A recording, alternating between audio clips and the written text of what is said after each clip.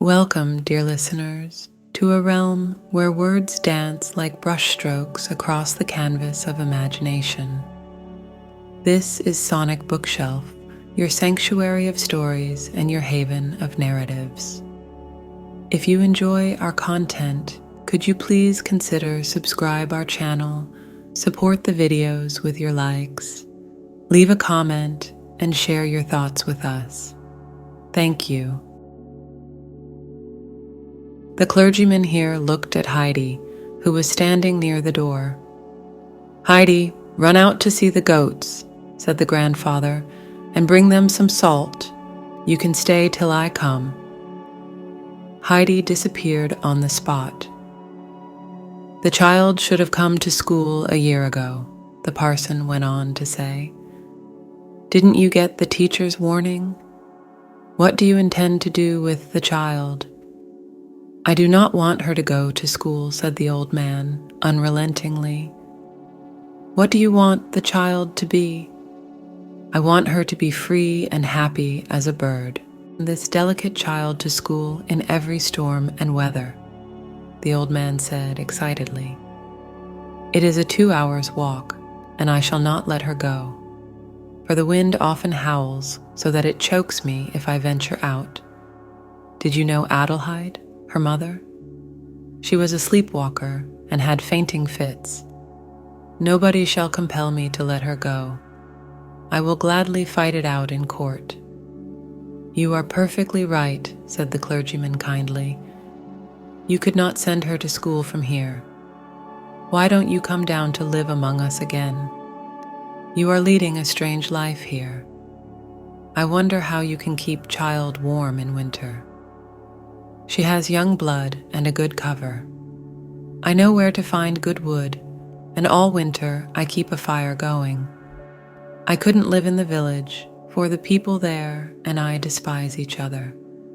We had better keep apart." "You are mistaken, I assure you. Make your peace with God, and then you'll see how happy you will be." The clergyman had risen, and holding out his hand, he said cordially, "I shall count on you next winter, neighbor.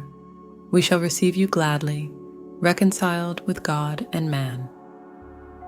But the uncle replied firmly, while he shook his visitor by the hand, "Thank you for your kindness, but you will have to wait in vain." "God be with you," said the parson, and left him sadly. The old man was out of humor that day, and when Heidi begged to go to the grandmother, he only growled, "Not today." Next day, they had hardly finished their dinner when another visitor arrived. It was Heidi's Aunt Data. She wore a hat with feathers and a dress with such a train that it swept up everything that lay on the cottage floor. While the uncle looked at her silently, Data began to praise him and the child's red cheeks. She told him that it had not been her intention to leave Heidi with him long, for she knew she must be in his way. She had tried to provide for the child elsewhere, and at last she had found a splendid chance for her. Very rich relations of her lady, who owned the largest house in Frankfurt, had a lame daughter. This poor little girl was confined to her rolling chair and needed a companion at her lessons. Data had heard from her lady that a sweet, quaint child was wanted as playmate and schoolmate for the invalid. She had gone to the housekeeper and told her all about Heidi. The lady, delighted with the idea, had told her to fetch the child at once. She had come now, and it was a lucky chance for Heidi, for one never knew what might happen in such a case, and who could tell? "Have you finished?" the old man interrupted her at last.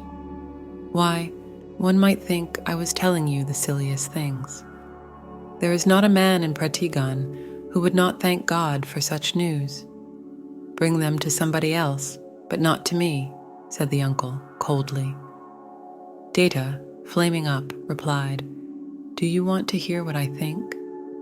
Don't I know how old she is? 8 years old and ignorant of everything. They have told me that you refuse to send her to church and to school. She is my only sister's child, and I shall not bear it, for I am responsible. You do not care for her. How else could you be indifferent to such luck? You had better give way, or I shall get the people to back me. If I were you, I would not have it brought to court. Some things might be warmed up that you would not care to hear about. Be quiet, the uncle thundered with flaming eyes. Take her and ruin her, but do not bring her before my sight again. I do not want to see her with feathers in her hat and wicked words like yours. With long strides, he went out. You have made him angry, said Heidi with a furious look. He won't be cross long. But come now, where are your things? Asked Data. I won't come, Heidi replied. What? Data said passionately. But changing her tone, she continued in a more friendly manner. Come now, you don't understand me. I am taking you to the most beautiful place you have ever seen. After packing up Heidi's clothes, she said again, Come, child, and take your hat. It is not very nice, but we can't help it. I shall not come, was the reply. Don't be stupid and obstinate like a goat. Listen to me. Grandfather is sending us away, and we must do what he commands, or he will get more angry still. You'll see how fine it is in Frankfurt. If you do not like it, you can come home again, and by that time, Grandfather will have forgiven us. Can I come home again tonight? Asked Heidi. Come now, I told you could come back. If we get to Mayenfeld today, we can take the train tomorrow. That will make you fly home again in the shortest time. Holding the bundle, Data led the child down the mountain. On their way, they met Peter, who had not gone to school that day. The boy thought it was a more useful occupation to look for hazel rods than to learn to read, for he always needed the rods. He had had a most successful day, for he carried an enormous bundle on his shoulder. When he caught sight of Heidi and Data, he asked them where they were going. I am going to Frankfurt with Aunt Data, Heidi replied. But first I must see Grandmother, for she is waiting. Oh no, it is too late. You can see her when you come back, but not now, said Data, pulling Heidi along with her, for she was afraid that the old woman might detain the child. Peter ran into the cottage and hit the table with his rods. The grandmother jumped up in her fright and asked him what that meant. They have taken Heidi away, Peter said with a groan. Who has, Peter? Where has she gone? The unhappy grandmother asked. Brigida had seen Data walking up the footpath a short while ago, and soon they guessed what had happened. With a trembling hand, the old woman opened a window and called out as loudly as she could. Data, Data, don't take the child away. Don't take her from us. When Heidi heard that, she struggled to get free and said, I must go to Grandmother, she is calling me. But Data would not let her go. She urged her on by saying that she might return soon again. She also suggested that Heidi might bring a lovely present to the grandmother when she came back. Heidi liked this prospect and followed Data without more ado. After a while, she asked, What shall I bring to the grandmother? You might bring her some soft white rolls, Heidi. I think the black bread is too hard for poor grandmother to eat. Yes, I know, Aunt. She always gives it to Peter, Heidi confirmed her. We must go quickly now. We might get to Frankfurt today, and then I can be back tomorrow with the rolls. Heidi was running now, and Data had to follow.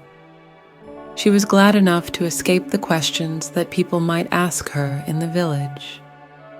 People could see that Heidi was pulling her along, so she said, I can't stop.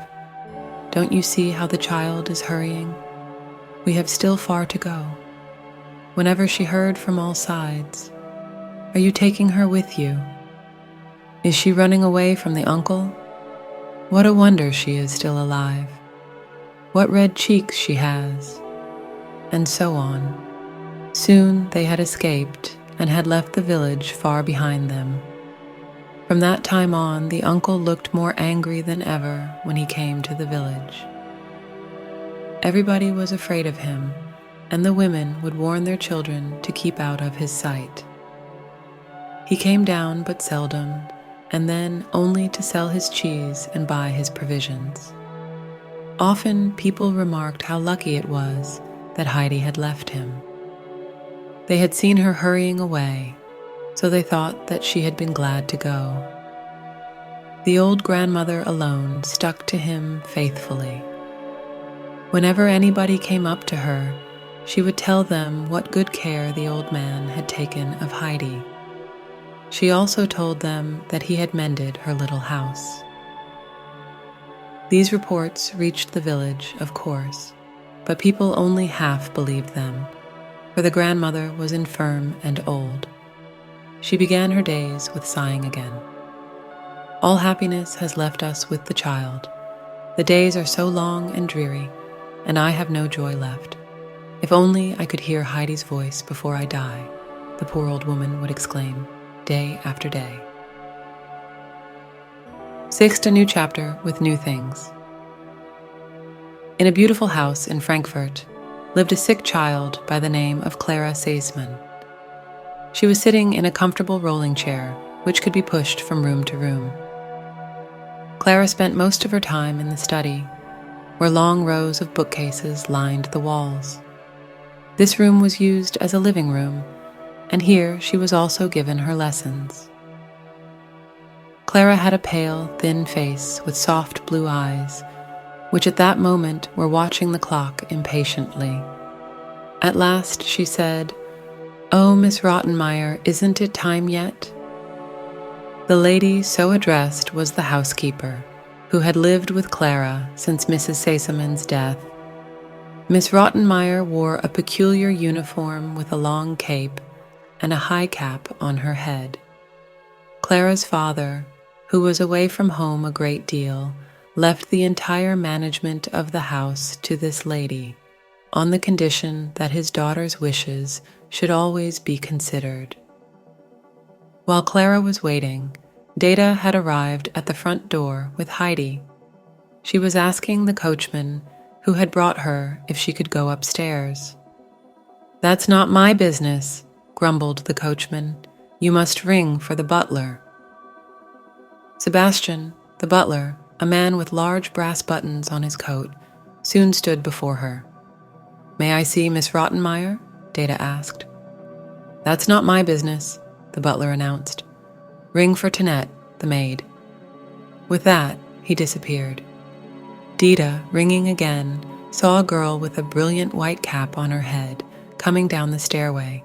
The maid stopped halfway down and asked scornfully, "What do you want?"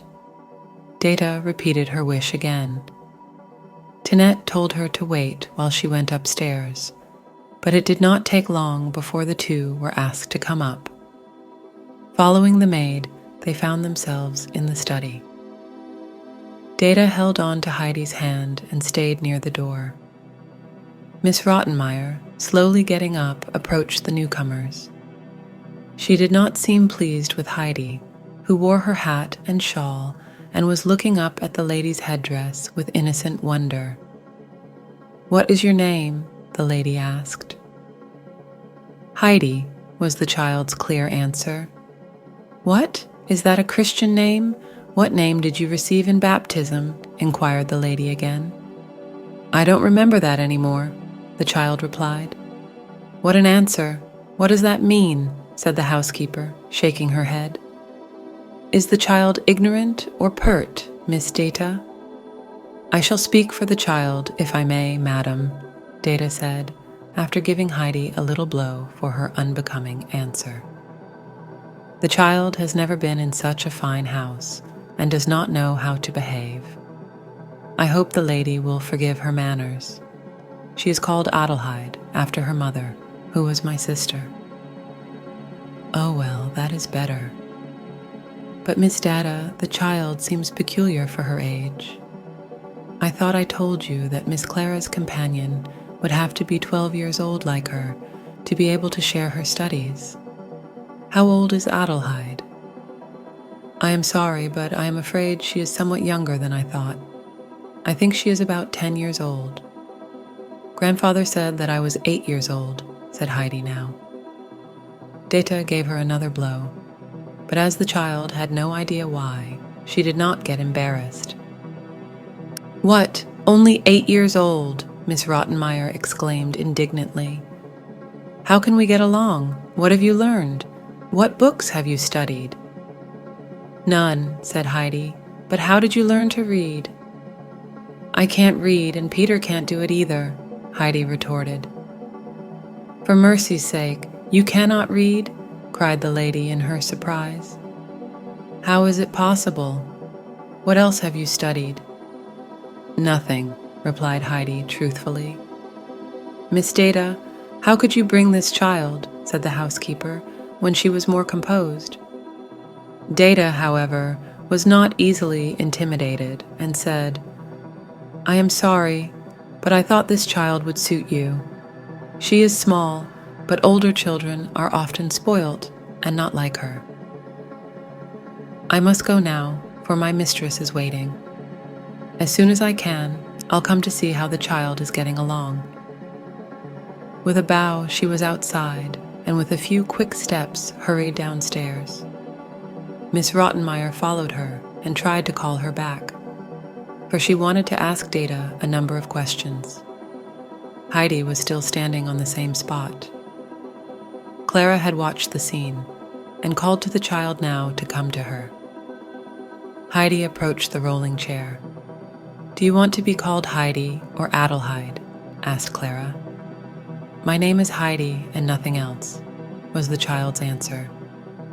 "I'll call you Heidi then, for I like it very much," said Clara. "I have never heard the name before.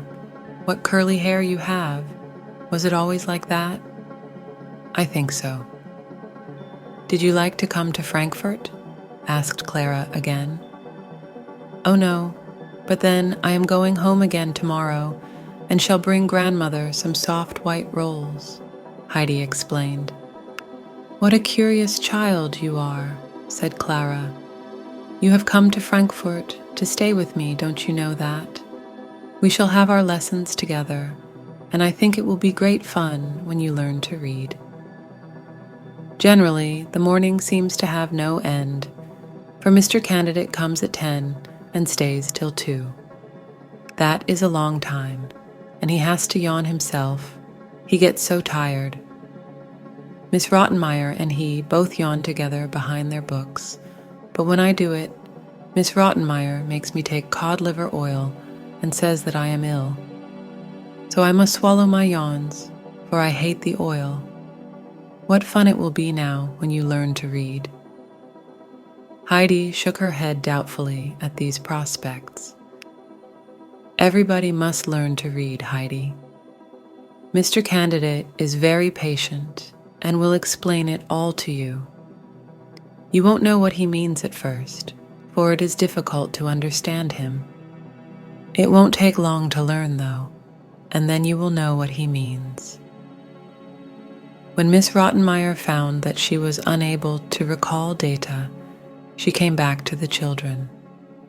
She was in a very excited mood, for she felt responsible for Heidi's coming and did not know how to cancel this unfortunate step. She soon got up again to go to the dining room, criticizing the butler and giving orders to the maid. Sebastian, not daring to show his rage otherwise, noisily opened the folding doors. When he went up to Clara's chair, he saw Heidi watching him intently. At last, she said, "You look like Peter." Miss Rottenmeier was horrified with this remark and sent them all into the dining room. After Clara was lifted onto her chair, the housekeeper sat down beside her Heidi was motioned to sit opposite the lady. In that way, they were placed at the enormous table. When Heidi saw a roll on her plate, she turned to Sebastian and, pointing at it, asked, "Can I have this?" Heidi had already great confidence in the butler, especially on account of the resemblance she had discovered.